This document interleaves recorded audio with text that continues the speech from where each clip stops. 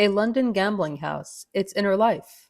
A little volume has recently been published in London entitled My Haunts, which contains some very light and agreeable reading. The following description of a celebrated gambling house would doubtless apply in several respects to many of a similar character in our own city, so far as its fittings up and its habitués are concerned. To be sure, we have no broken-down noblemen or idiotic guardsmen as hangers-on at our fashionable hells, but there is a class of ancient merchant princes and fast young men who well supply the places of their more aristocratic European prototypes. But to the sketch. Come, we have reached the aristocratic neighborhood of St. James Street, and yonder house, that one with the bright fanlight over the door, is the scene of our intended visit. Do you see those two police constables, one on either side of the doorway? Some years ago, the son of an eminent statesman, recently deceased, lost a very large sum of money in one of those places, and since that time, the doors of all suspected gambling houses have been watched by the police. They are supposed to take an accurate count of the number of persons who enter, their style, and apparent position in life.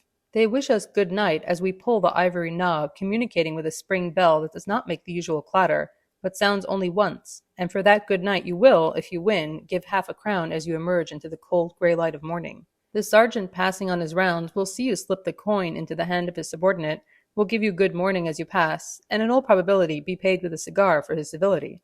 On the gay spirits of the metropolis do the proprietors of houses of this stamp mainly depend, and many little prerequisites solace the arduous duties of the West and night policeman.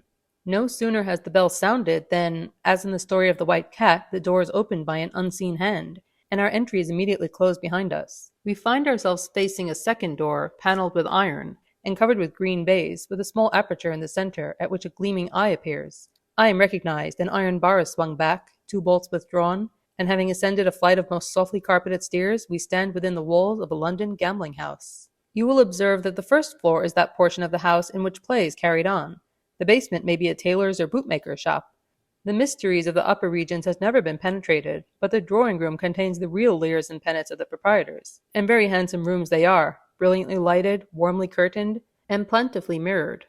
Look at the table spread out in the back room and covered with cold fowl, ham, tongue, beef, and salads. These, with wines, spirits, and cigars, are provided gratuitously. Indeed, the more you drink, the better pleased are your hospitable entertainers. Let us push through this lot of men lounging in the doorway and discussing racing matters.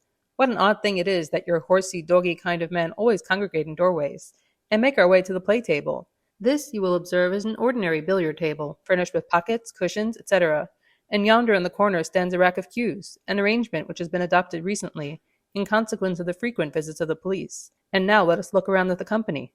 That tall, dark man, standing at the center of the table, is one of the proprietors of the house, and a handsome, dashing Israelite he is.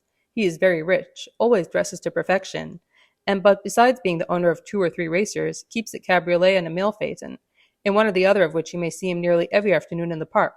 And you seldom go down to dine, either at the Crown and Sceptre at Greenwich or the Star and Garter at Richmond on a Sunday, without finding his trap at the door during some portion of the evening.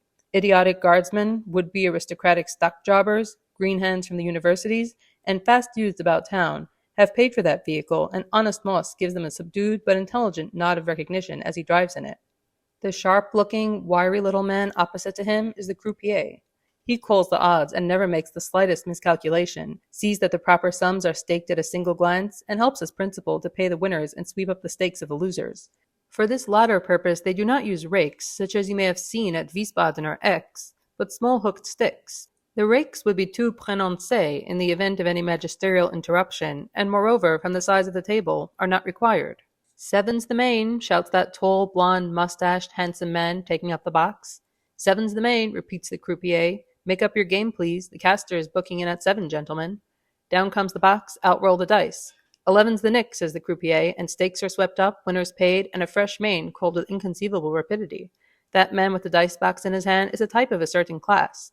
He is of excellent family, holds a commission in the household brigade, and is of those fellows you see everywhere, driving a drag full of other solemn and mustache heavies to the Derby, leaning against the orchestra at the opera, and examining the house by the aid of his enormous lorgnette, best riding a beautiful horse in the park, or ponderously waltzing at Almack's. He is always about.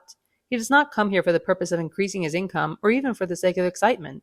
He has to pass the house on his way home from his club, and having the horror of going to bed, looks in merely to pass another hour.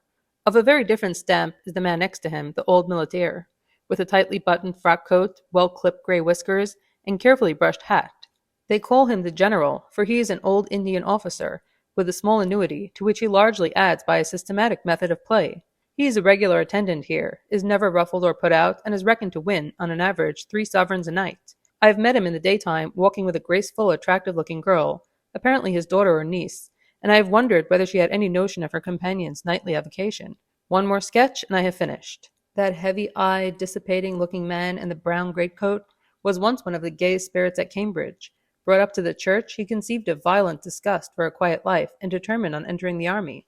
Play, that dreadful demon which had cast a cloud over his otherwise brilliant college career, pursued him still. He became irretrievably involved, and was at length compelled to sell his commission. Since then he has existed, one can scarcely tell how, but from the terms on which he appears to live with the proprietors, and from the fact that he is always seen about here, the first to risk his few shillings at the commencement of the evening, he is believed to be an employee, or what is commonly termed a bonnet of the establishment. Occasionally, perhaps once in 6 months, there is a furious knocking heard at this outer door. Sledge-hammers resound against the iron panels, which fall with a crash. The police enter, and find 4 or 5 gentlemen at supper, and several others playing billiards in the front room. They are taken into custody, and the next morning appear before the magistrate. No implements of gambling are found on the premises, and the captives are discharged.